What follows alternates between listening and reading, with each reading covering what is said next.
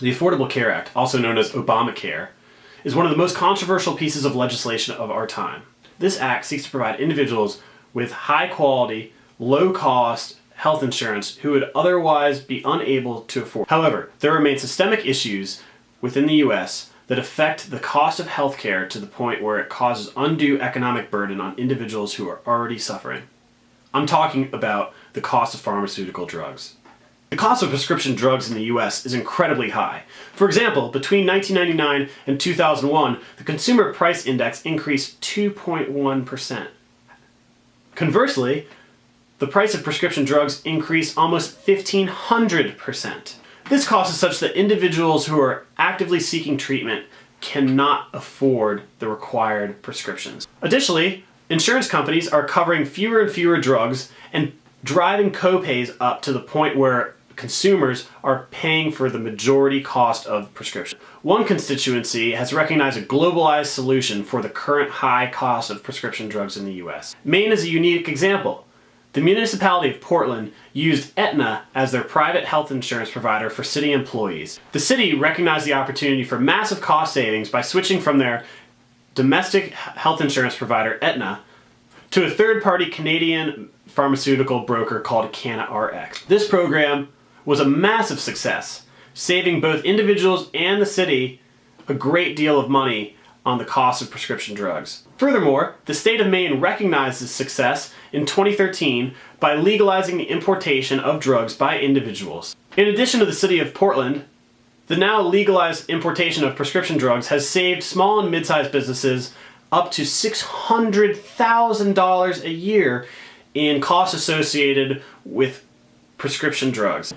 To better understand how this cost savings works, I'll first describe to you how the current system in the US works. When a doctor writes you a prescription and you take it to CVS, CVS contacts your insurance provider, who then negotiates a price of a prescription drug.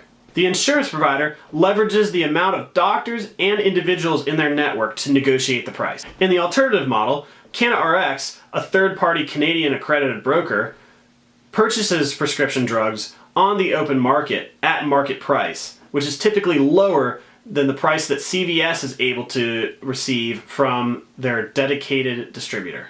Patients still receive the same drugs that they are getting from CVS, except now it's getting delivered to their doorstep and at a significant cost savings. Take a look at this chart. Look at the comparison between the cost of Aetna and the cost of CanadaRx. Pharmaceutical companies are mad because they now have to compete.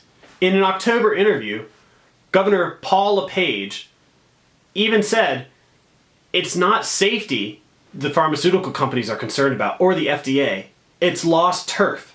So when considering the case of Maine and its success in legalizing prescription imports, I think it's safe to say that the importation of pharmaceuticals would solve a major issue that is currently plaguing the US. First, people who are suffering will spend less money on their prescriptions and more money on seeking treatment that will make them feel better. Employers can provide higher quality benefit packages from the money saved on discounted prescription drugs. With government subsidized health insurance upon us, the high cost of prescription drugs is ultimately subsidized by the taxpayer. By reducing the cost of prescription drugs, it will allow the government to allocate funds into more effective uses, such as defense spending, education, public works, and other improvement programs. Finally, quality of care is improved. Individuals are receiving the same prescription drugs at a lesser cost and delivered to their door. Now, you're probably wondering, how do we do this? States need to lead the charge. This is a state's issue.